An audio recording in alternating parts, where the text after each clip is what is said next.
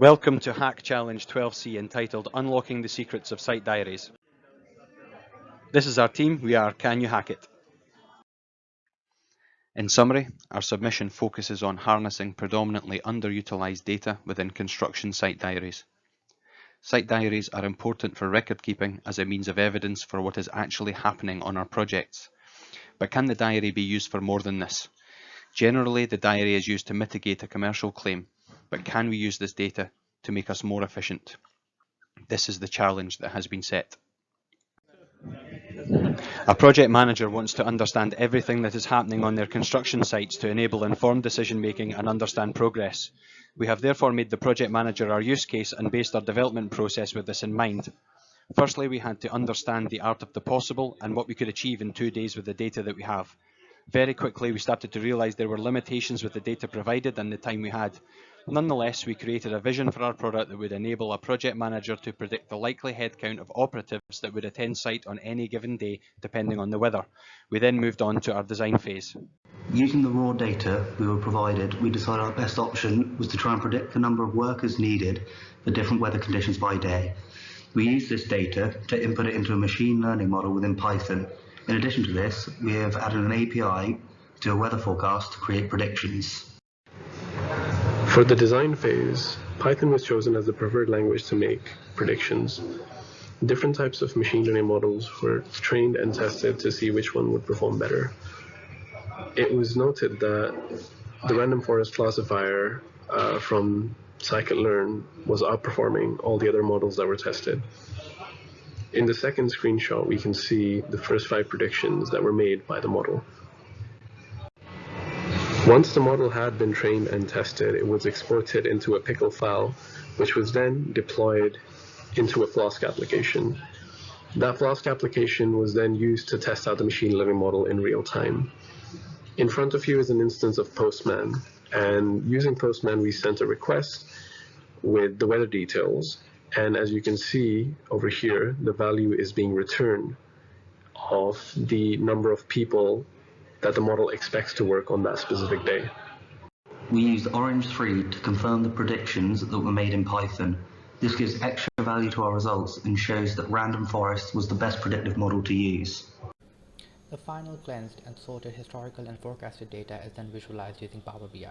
Historical data is used to visualize different trends within the dataset. You can see total number of workers, headcount, total hours worked, average highest temperature, average lowest temperature, humidity, wind over the years from 2018 to 2022. You can also see the project type versus workers headcount, the construction type versus workers headcount, the effect of temperature on workers headcount.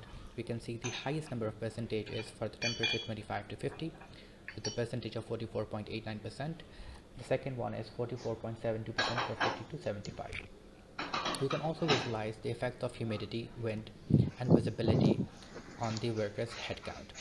Humidity from 50 to 100 is the highest. For wind, 15 to 20 shows the peaks for the highest number of workers' headcount, and so for the visibility as well. We can also see the contract type and the effects of workers' headcount. At the moment, we have the data till 2022 April, and we cannot see any data after the month of April. For instance, for the month of May, we don't have any data. This is where the forecasted data accumulated using Python comes into play. So the button at the top, if we click on it, it will show us the forecasted temperature and the forecasted required workforce for the coming month. The bars show the headcount, whereas the line shows the temperature, and the x-axis shows the timeline. So it shows a relationship between the temperature. As the temperature is high, so is the headcount. Similarly, we can see here as well, as the temperature is high, so is the headcount.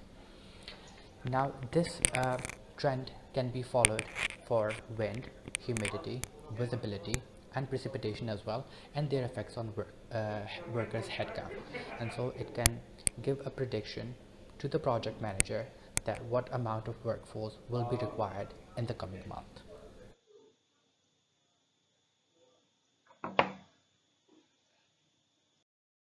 Our proposal is focused on how the site diaries data can be useful to predict and support the business.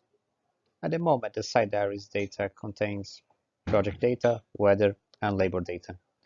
Those three data sources are now combined into a machine learning model that in summary can answer the question how the weather can impact the efficiency and the number of workers on site. That is the first step. The model is ready to be expanded to other data sources.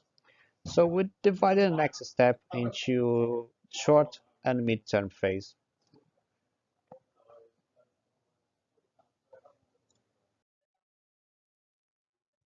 Based on the steps presented in the previous slide, we create a schematic view of the process from data input, site diaries and system data, to extract, transform, and load into a machine learning model using Power BI as data user interface. Our solution will learn how to predict future events, improving the level of confidence once more data is loaded into the database. Thank you to the judges for your questions, and thankfully we have already considered many of these within the body of our submission. In summary, for question 1, we feel additional planning data to allow us to compare planned headcount against forecast could provide a short-term yet valuable enhancement.